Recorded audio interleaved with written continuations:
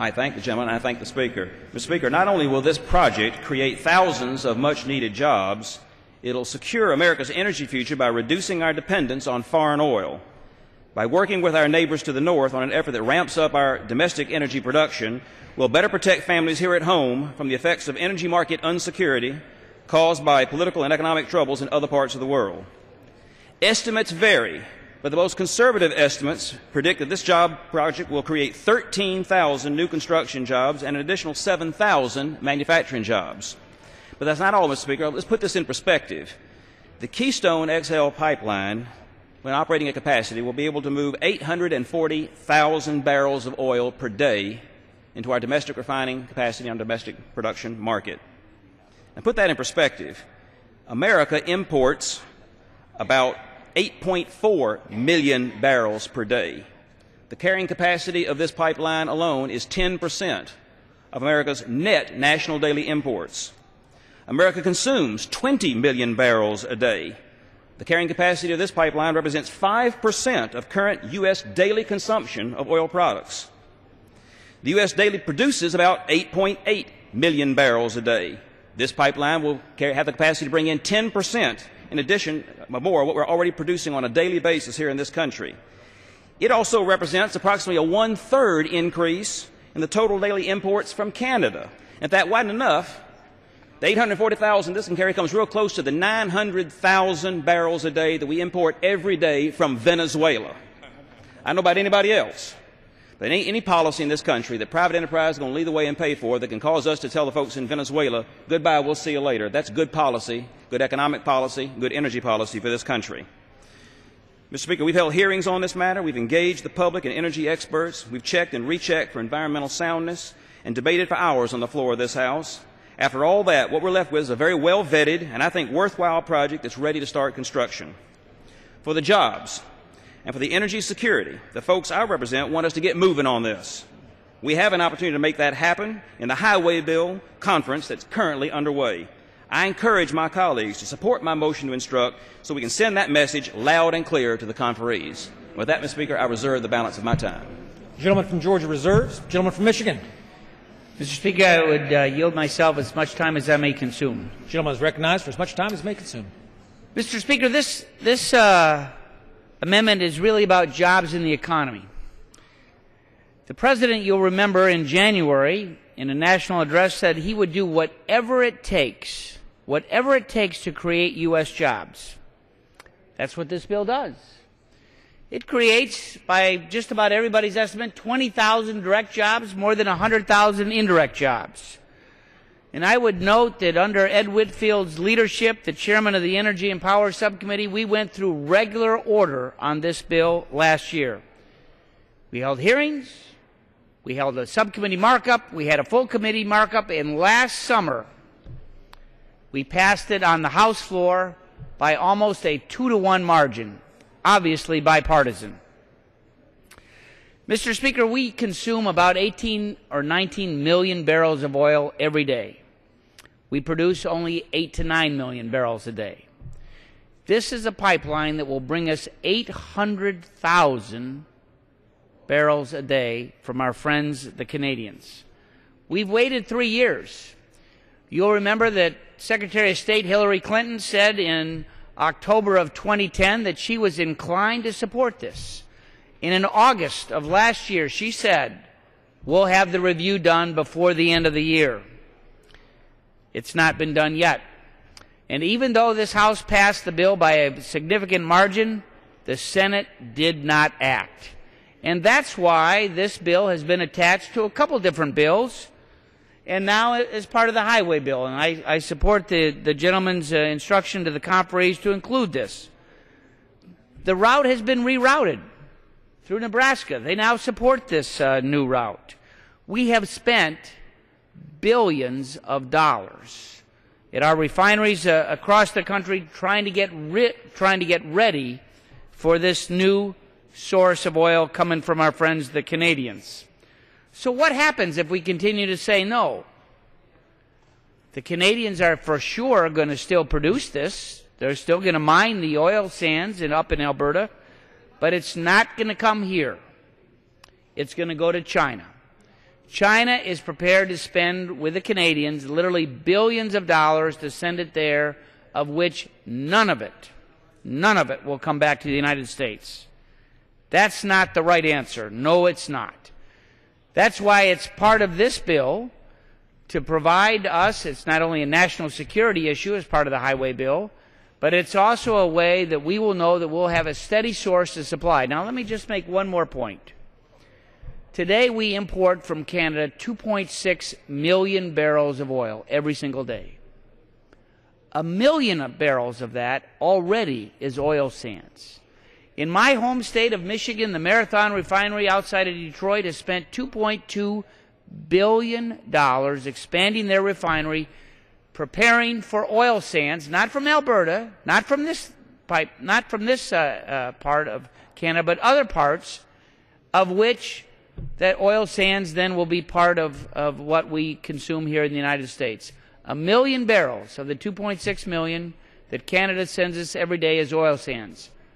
What is the problem with expanding that by another 800,000 barrels a day that will produce American jobs and allow us to have less reliance on friends like Venezuela and folks in the Middle East, that we can use our best friend, Canada, to help us provide this oil to the United States. So I support the gentleman's instruction. I hope that it'll pass when we have the vote tomorrow, and I would ask unanimous consent that the balance of my time be reserved and under the direction of Mr. Whitfield, the subcommittee chair of the Energy and Power Subcommittee. Without objection. Gentleman reserves. Gentleman from California. Mr. Speaker, I rise in opposition to this instruction. First of all, whatever your views are on the pipeline coming out of Canada, this is not the place for this issue to be brought up, because what this provision would do would be to short-circuit the decision-making and mandate approval of the pipeline, and it doesn't belong in the transportation bill. We see this over and over again. Our Republican colleagues like to take bills and then hold them hostage to get what they want. They wanted to get the pipeline approved, so they mandated the president had to make a decision within 60 days in a previous bill. The president didn't want it. He said, okay, I'll sign it, but then said he's not ready to make a decision in 60 days.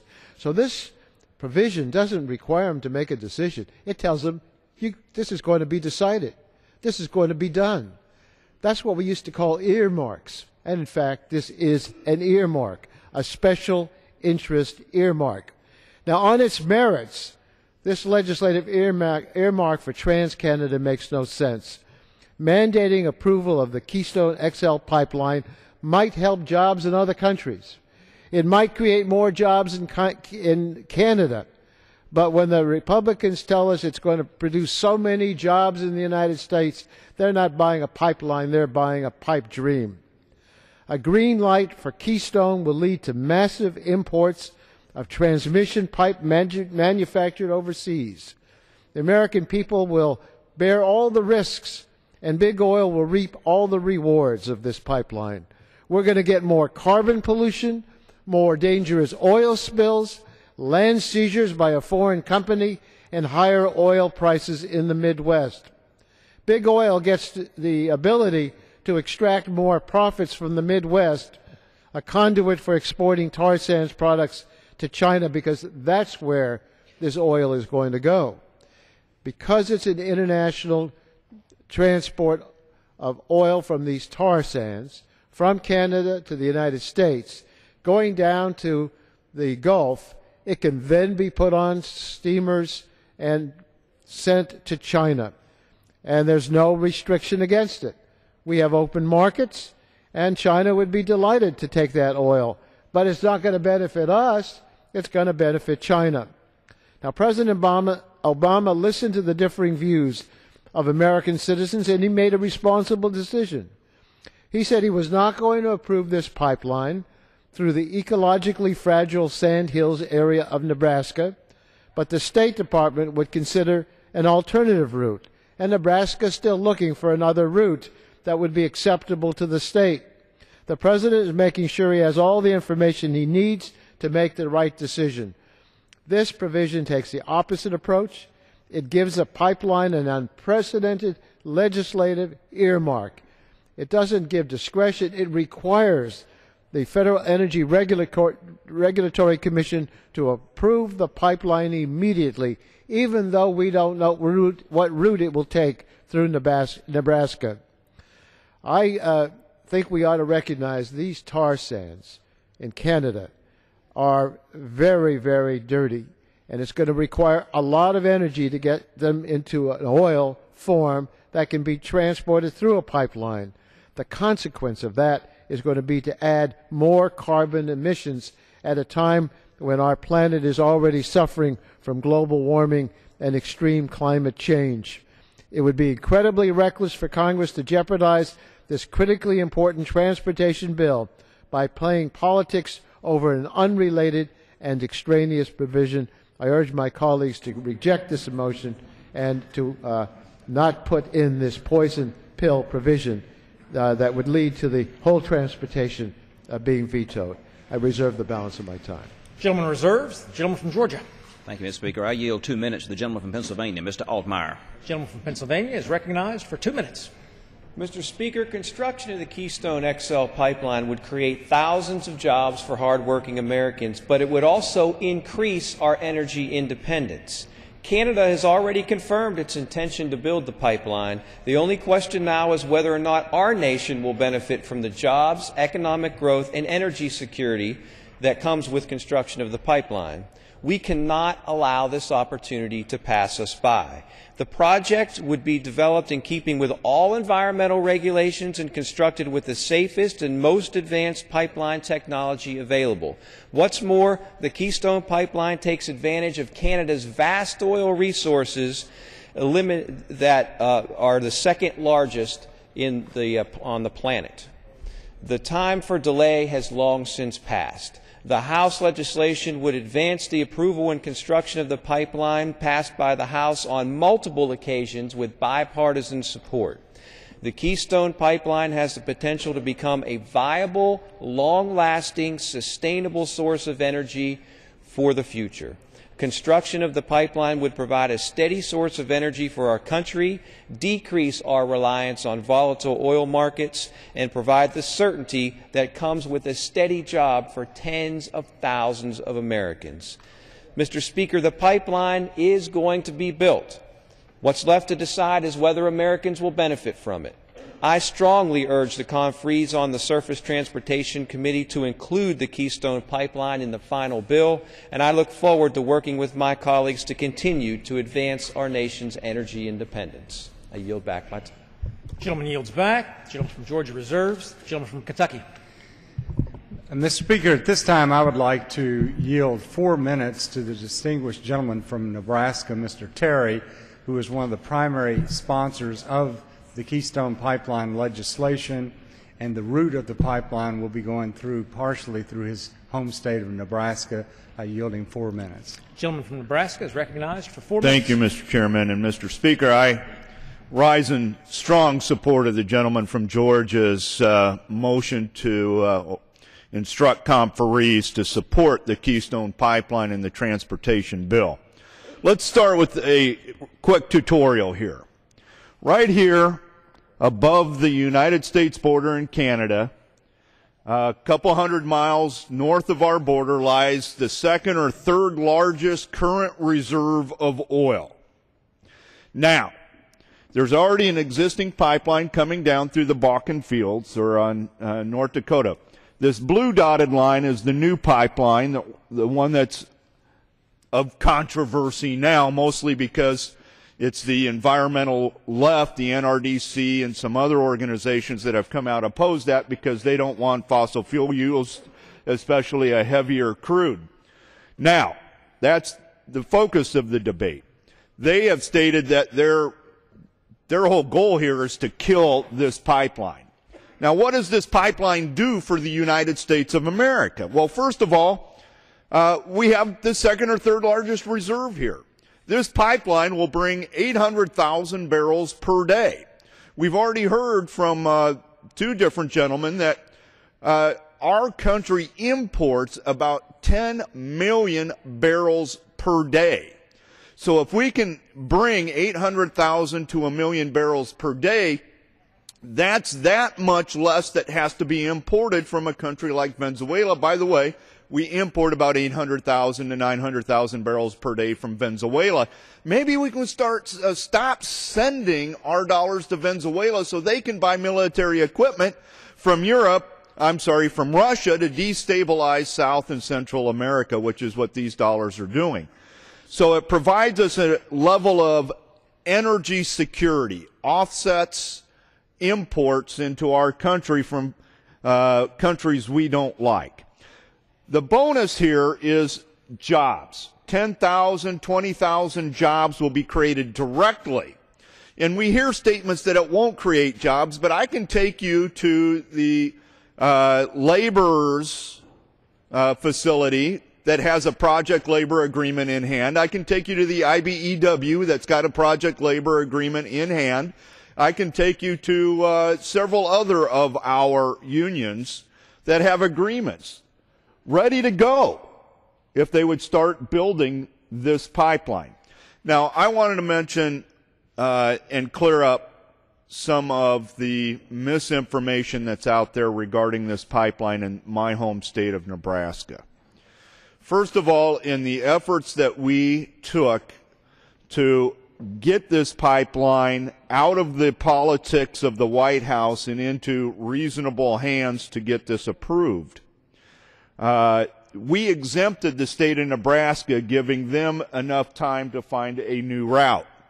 The president ignored that provision of the bill and still used the state of Nebraska as his excuse to kill the pipeline. We're here today because the president denied their permit, said no to the Keystone pipeline. Well, as we stand here today, this pipeline has already been rerouted, a different route chosen off of the sandhills of Nebraska. The environmental assessment is occurring as we speak here today, and it'll be done in a few months. There is no longer an excuse for the president to use to kill this new permit just recently filed by TransCanada for this pipeline. So, in review, we offset the oil we import from other countries we don't like. 30 more seconds.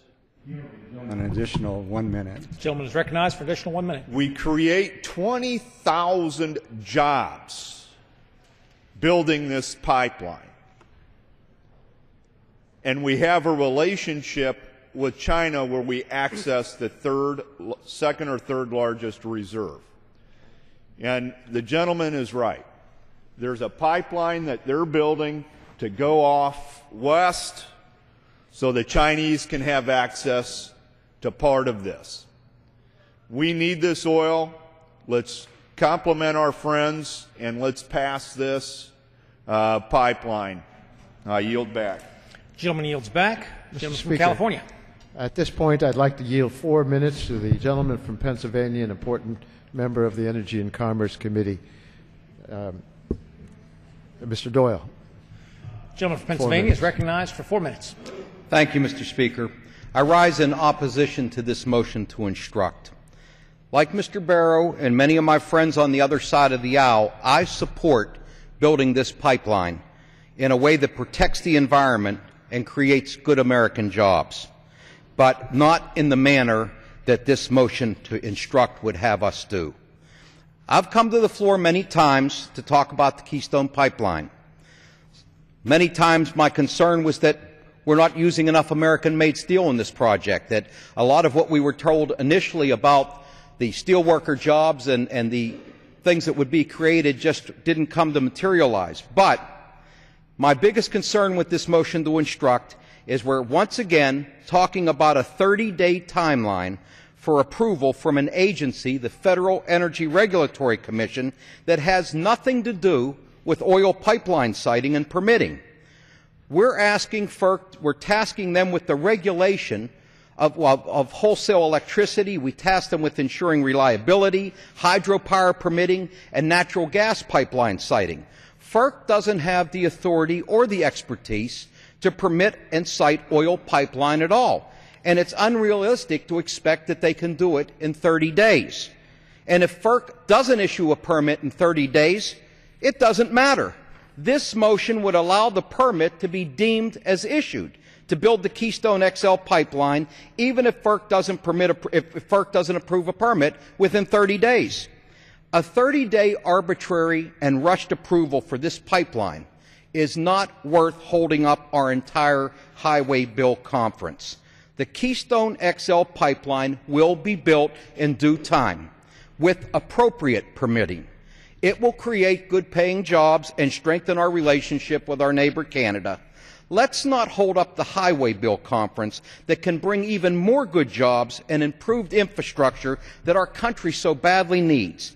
I urge my colleagues to vote no on this motion to instruct, and I yield back. Gentleman yields back. Gentleman from California reserves. Gentleman from Georgia. Thank you, Mr. Speaker. I yield as much time as he may consume to the gentleman from Utah, Mr. Matheson. Gentleman from Utah is recognized for as much time as he may consume. Well, I thank the gentleman from Georgia for offering this motion. I thank him for yielding me some time. We've heard a lot from different members out here already about what the construction of this pipeline would mean in terms of increased capacity of product coming from North American sources for U.S. oil consumption. We've heard about the jobs of the construction of the pipeline, and I'm not going to repeat all those numbers and statistics, but I did think it would be helpful to talk about a couple of the issues that have been raised about this pipeline, try to clarify some of the facts about what's going on with this type of product and this type of pipeline. You know, a lot of people think this is a brand new product. They're worried about product from oil sands.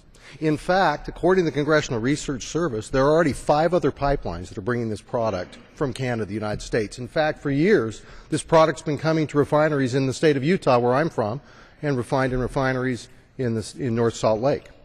The most recent of those 5 pipelines that brings this product from Canada was actually approved by the Obama administration in 2009. It brings 800,000 barrels a day from Canada in the United States. And when that project was approved by the Obama administration State Department, the State Department said that the pipeline would, and I quote, send a positive economic signal in a difficult economic period about the future reliability and availability of a portion of United States energy imports. And in the immediate term, this shovel-ready project will provide construction jobs for workers in the United States. Now, when it comes to the Keystone proposal, as it was going through 3 years of environmental review, when discussing this pipeline, Secretary Clinton's coordinator for international energy affairs, David Goldwyn, stated, and I quote, "Balancing jobs and energy security, I think the case for a pipeline is overwhelming, and she will approve it." This is a project that's received a lot of scrutiny. It's not a new type of project. 5 other ones come to this country. I know there may be some unique aspects of this specific pipeline proposal, but in general, there are 5 other ones that bring this product to the United States already. This has become a symbol. We can have honest disagreements about what we think about issues, but we should make sure we understand what the facts are about this pipeline. As I said, this product has already come to this country many times. I thank the gentleman again for offering this motion to recommit, and I urge passage. I'll yield back my time. Gentleman yields back. Gentleman from Georgia reserves. Gentleman from Kentucky. At this time, I'd like to yield 4 minutes to the distinguished gentleman from Louisiana, Mr. Scalise, member of the Energy and Commerce Committee and a real advocate for the Keystone Pipeline. Gentleman from Louisiana is recognized for 4 minutes. Thank you, Mr. Chairman. I thank the gentleman from Kentucky for yielding. I want to rise in strong support of the gentleman from Georgia's motion to instruct. This is a strong bipartisan motion that has support not only in the halls of Congress, but also has support amongst the American people as they look at this proposal.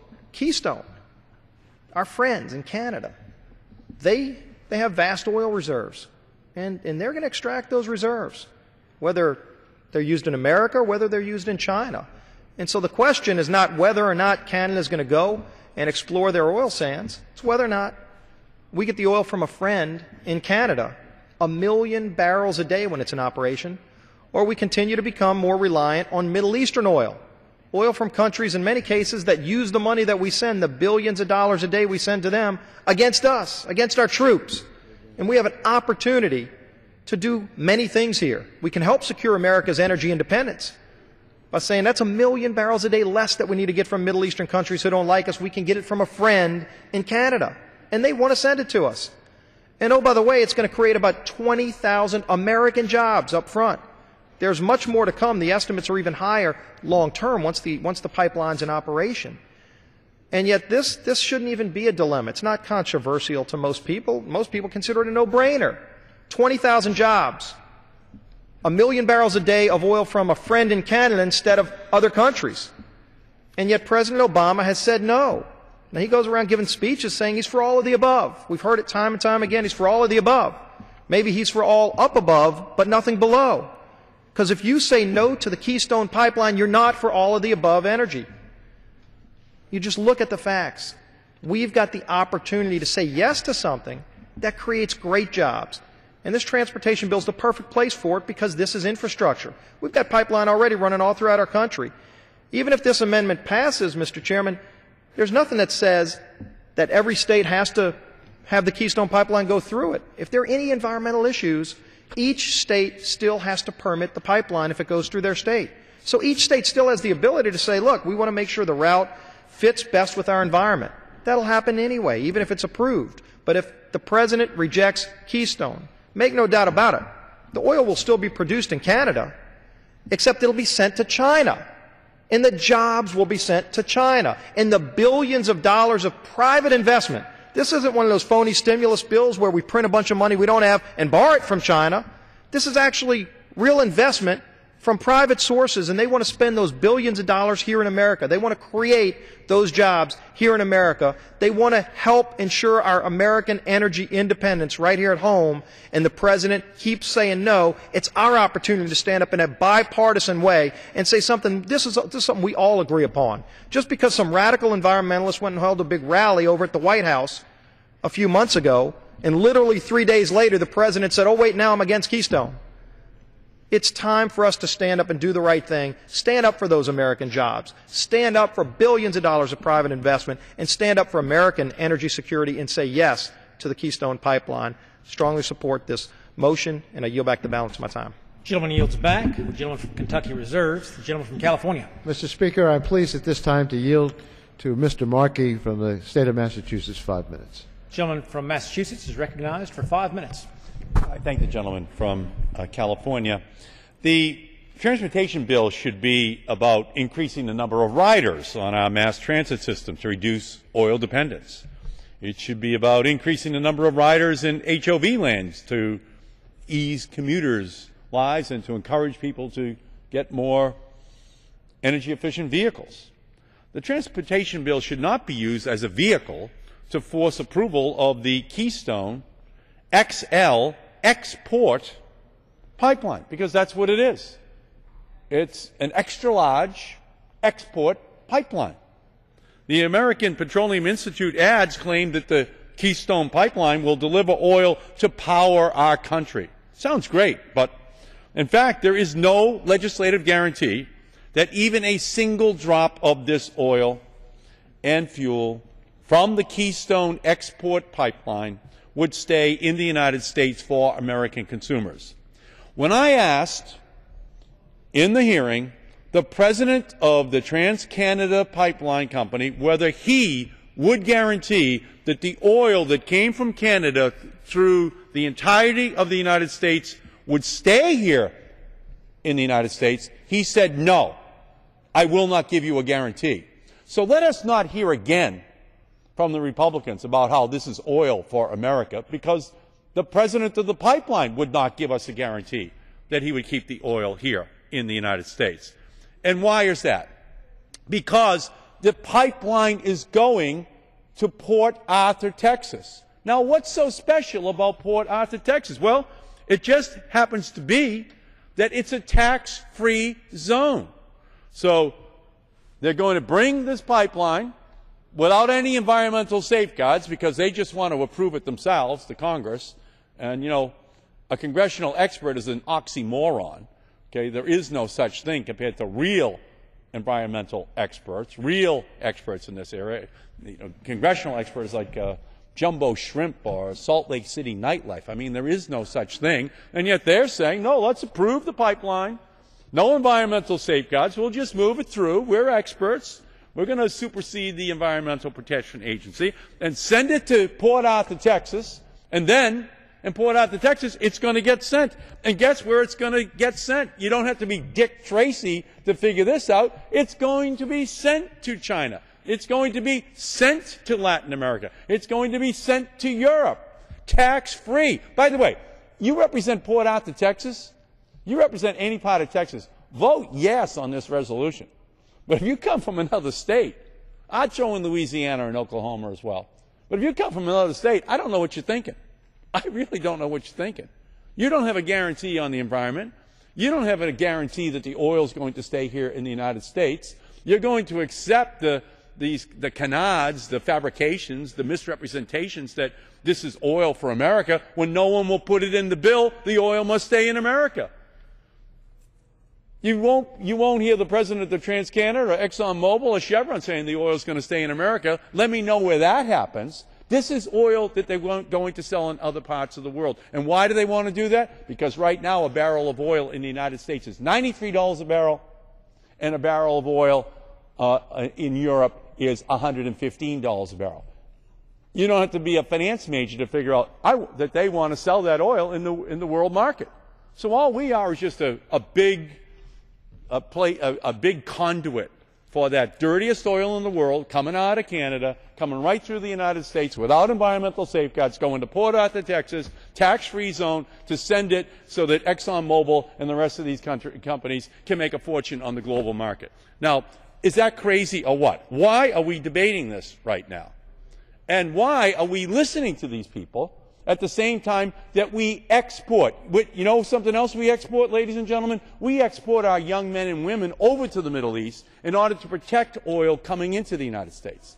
We should not be exporting young men and women at the expense of domestic oil which we could keep in our own country. That should not be exported. Not if more young men and women have to be sent overseas in order to protect the oil lines coming in from the Middle East. That's our greatest vulnerability. So vote no on this resolution. This is a capstone of the Republican majority commitment to the oil industry. It is something that is very consistent with everything that they've done since they took over the majority. But the truth of the matter is that this is just a one-way trip to exotic locations in China and Morocco and Singapore for oil that is going to compromise the environment of the United States and not protect our security one whit. I'm waiting for the first Republican to stand up and accept an amendment which would keep that oil in the United States. It just Gentleman's is time not has going to expired. happen. Gentleman from California reserves. Gentleman from Georgia. Thank you, Mr. Speaker. At this time, I'd like to yield 2 minutes to the gentleman from North Carolina, Mr. Kissel. Gentleman from North Carolina is recognized for 2 minutes. Thank you, Mr. Speaker, and I thank my friend and colleague from Georgia for the time, and I rise in full support of his motion to instruct the conferees to support the Keystone Pipeline. A lot of numbers, a lot of facts have been given out. I will not repeat those. I will just cover a couple points very quickly. We have heard through the past years and even decades, we've talked about energy independence, but yet we haven't gotten that. We have the opportunity to create North American energy independence if we just make a few good decisions. This is one of them. It's time, we've talked about this long enough, it's time to move this pipeline forward into all the benefits that we can receive in jobs, in energy security. It's time. And we've heard a lot of discussions tonight about what the administration might say or Congress might say or the petroleum people and who others, but we haven't heard an opinion for the American working families. Our families are desperate for energy security, for the pricing stability. This is a step towards that. We should not forget at all our American working families, our responsibility to helping them as they struggle to get by in this tough economy. They have to be front and center in this decision. So I encourage my colleagues to vote yes, and I appreciate once again my colleague bringing this motion forward, and I yield back my time. The gentleman from North Carolina yields back the balance of his time. The gentleman from Georgia reserves the balance of his time. For purposes, the gentleman from Kentucky rise. Reserve the balance of my time. The gentleman from Kentucky reserves the balance of his time. What purpose does the gentleman from California rise? I'd like at this time to yield 4 minutes to the gentleman from Tennessee, Mr. Cohen. Gentleman from Tennessee is recognized for 4 minutes. Thank you. I appreciate the time, Mr. Speaker. And I rise in opposition to this motion to instruct the conferees. I'm a member of the Transportation Infrastructure Committee, and we would like to see our bill passed. And I represent a city, Memphis, Tennessee, that is the transportation and distribution center of America. Transportation jobs are extremely important to the city of Memphis. It's been 958 days, 9 extensions, nearly 3 years since the last surface transportation bill expired. The Keystone proponents insist this language be in this transportation bill, which is language, if it's anywhere, should be in an energy bill, not a transportation bill. But by doing so, they will end the hopes of transportation workers throughout this country, let alone Memphis, to have a transportation reauthorization bill passed. We will instead have a 10th extension and even more uncertainty in the transportation business. The Senate's made it clear they're not going to accept a bill with the Keystone Pipeline extension, and so has the President of the United States. The same President of the United States who allowed the extension, the southern extension of the Keystone XL to go through. He's not against pipelines. He's not against oil. But he's against this one because it hasn't gone through the proper processes. And at that time, he'll make a decision pro or con. But it needs to go through the proper processes, and we don't need to defeat the scientific judgment and environmental studies that are necessary before we approve a pipeline. But what's happening is the proponents of the Keystone Pipeline are paying homage to their patron saint. Their patron saint, big oil. What big oil wants, big oil often gets. And it's big oil, not the people of Canada, our friends with the hockey pucks, our friends who have got a long time good relationship with this nation. It's big oil that will make the profit and control the oil. And big oil wants to sell it where they'll make the most profit. There is a greater demand in this world for oil than ever before because of a burgeoning middle class in China and India and other parts of this world where people are starting to get cars and need gas to drive those cars. Because of that, the price of oil has gone up. While the middle class in America has shrunk, the middle class around the world has grown. And they want that oil. And that's where it's going to be sold. It doesn't have to go to Port Arthur, Texas. It go to other places. But it's going to be sold on the international market to where it gets the best price for the oil companies, who are already getting great tax breaks from this Congress. And that won't help the American people one iota. The fact is we need to end our addiction to big oil. We need to get away from fossil fuels. And we need to think about the next generation. James Hansen, a leading NASA climate scientist, has called the pipeline the fuse to the biggest carbon bomb on the planet. Game over. Give up. Future generations, forget the flora and the fauna. Forget what we've known in the past. But the real issue, besides that, is this is just not relevant and pertinent to this bill. What's important is that we pass a reauthorization bill that builds our highways, improves our transportation system, gets more people into buses, finds alternative forms of energy, have bike lanes and encourage people to get around without burning fossil fuels, and get our transportation bill passed and put people to work.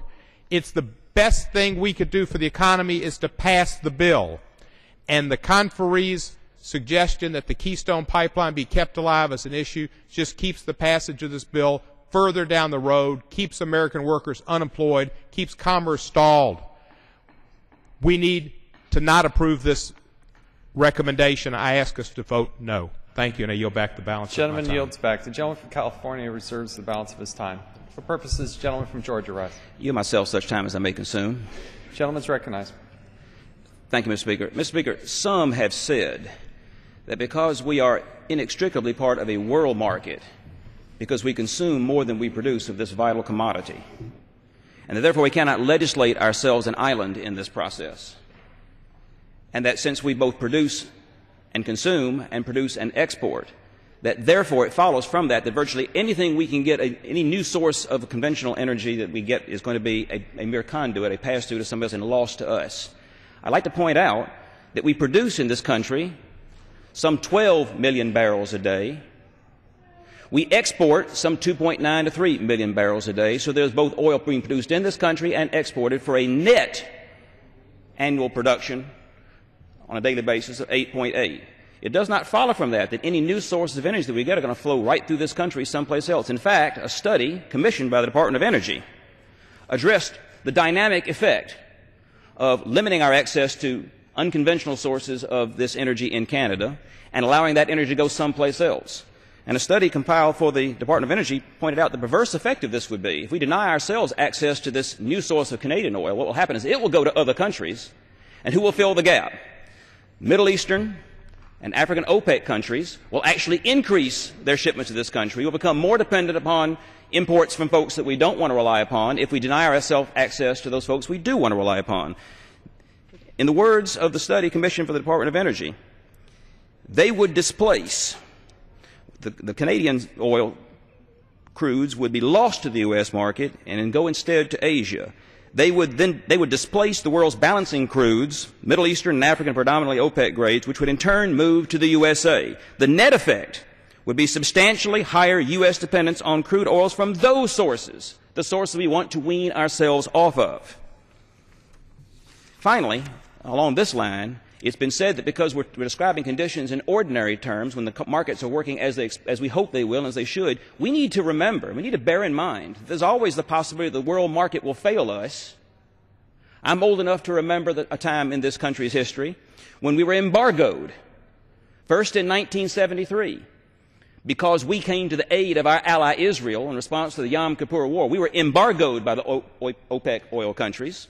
Folks who supply a little more than a third of our imports today, at that time, cut us off completely. It happened before. It did happen again in 1979. We were embargoed a second time in the same decade. We need to bear in mind that while we're concerned about market conditions and the ebb and flow of product and consumption in ordinary times, we also have to gird ourselves for the possibility that we can be embargoed by our current vendors. And against that backdrop, access to North American oil in time of emergency can have a far greater impact on our economic and national security at that time than the conditions we're talking about and arguing about now in the ordinary course of events. And with that, Mr. Speaker, I reserve the balance of my time.